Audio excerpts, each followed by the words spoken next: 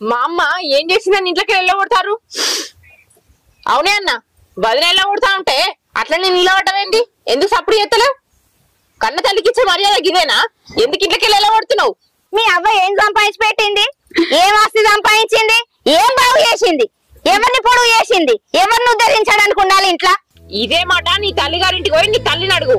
నీ తల్లి ఏం సమాధానం చెప్తుందో మా అమ్మ కూడా గదే సమాధానం చెప్తుంది. ఆమె కోడళ్ళు ఆమెను ఇంట్లో ఉంచుకుంటారా లేకపోతే నీ లెక్క వీధిలో పడేస్తారా? పోయి చూడిపోదు వెళ్తుంది.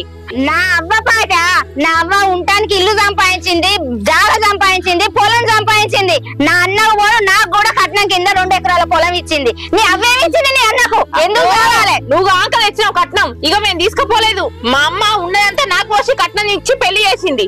మా అమ్మ మా అన్నని నీకు ఇయ్యకపోతే నీకు ఆ తాలిబొట్టు ఎక్కడి, ఆ పసుపు కుంకుమలు ఎక్కడి? అంతగానో నీకు కన్న తల్లి మీద ప్రేమ ఉంటే తీసుకుపోయి సాదుకోపో. ఏందన్నా వదిన గట్ల మాట్లాడతా అంటే సప్పుడు అయ్యావు? అమ్మని ఇంట్లోకెళ్ళి దోలుడు నీకు కూడా ఇష్టమేనా?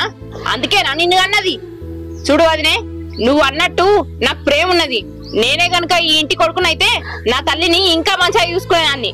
కానీ ఒక ఇంటికి కోడలుగా పోయినా అక్కడున్న మా అత్త మామనే నా అమ్మా నాన్నలు అనుకున్నా.